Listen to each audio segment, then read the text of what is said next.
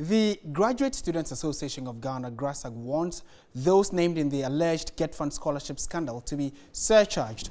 The call comes after some government appointees were listed as beneficiaries of the scheme, which was set up for brilliant but needy students. Popped up in the alleged scandal, politicians, government appointees and media personnel have all been named by GETFund as having benefited from the scheme. This is what has attracted public concern. For some, the scholarships were not to be given for foreign schools but were to enable beneficiaries access higher university education in Ghana. According to the Graduate Students Association of Ghana, GRASAG, the act of public officials receiving funds meant for brilliant but needy students is an abuse of discretionary powers by the board of the Ghana Education Trust Fund. All public officials, MPs, ministers of state, anyone who is not supposed to receive scholarship from GETFund and by whatever means manage to get scholarship, such a person must be surcharged.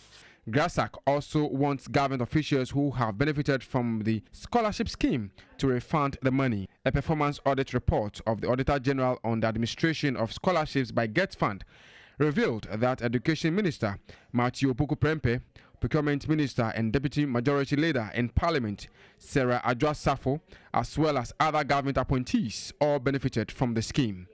Joseph Armstrong, TV3, Accra.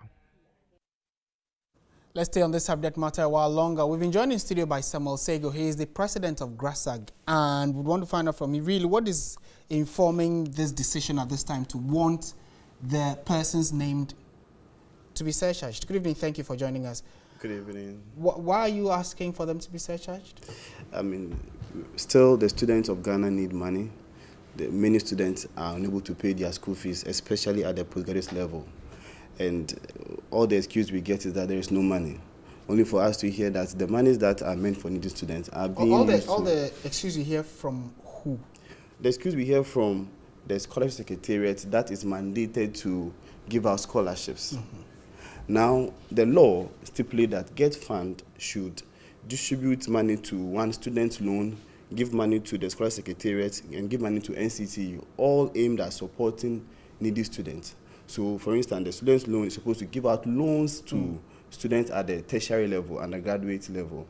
The Scholarship Secretariat also gives scholarships and bursaries to students at the graduate level and even some at the undergraduate level. However, the money that is meant for these agencies are not coming from the GETFund. And they curtailed the disbursement of that money from 2008, as the audit report revealed. But it's not everybody on the list that was quote-unquote wrongfully given the money. So there were a number of students there as well. So how are you able to differentiate between who genuinely got it, and apart from the names of some MPs that were brought up? We shouldn't confuse the argument. We shouldn't accept that GETFund gives scholarship to some students who are not MPs or ministers, so it's okay. The law does not allow GETFund to do that. They are using the section E that says they can enter into any other education activity. But when it comes to scholarship, it is clear by the law that give the money to the Scholarship Secretariat to distribute to brilliant but needy students. When it comes to infrastructure, it tells you what to do. When it comes to loans, it says give the money to the Students' Loan Trust Fund. Okay. So if GETFund now enters into the business of retail scholarship awarding, then we have a problem. Now, for the members of parliament, our issue is that you are the lawmakers, you know the law. So if GETFund is abusing the law, you should not join in the abuse. But the fact that they saw a loophole and they entered and abused the law, we think that they have done themselves and the rest of Ghana a whole lot of injustice, and they should refund the money. How do you intend pursuing this? I mean, some have already written to the Office of the Special Prosecutor to pursue this issue. We also know that some parallel investigations are ongoing. How does GRASAG intend to pursue this? So for us, we are looking at the possible abuses of office by these Article 71 office holders. So we are also looking at going to SAga for SAga to investigate any possible abuse of office. Because, I mean, you are an MP and your constituents are poor people. If an MP says that know who a poor person is, I say go to your constituency and see the cocoa seller by the road. At the end of the day, she makes only 50 cedis or 100 cedis profit. So if you want to know an example of who a poor person is this person who has 5 or 6 children. So if the money that is meant for such a person, you also go for it, for courses that sometimes last for 3 weeks, 1 week, and you pay so much amount of money, then it's unconscionable. And that is our argument, that SAga must come in. Do you have timelines you're working with?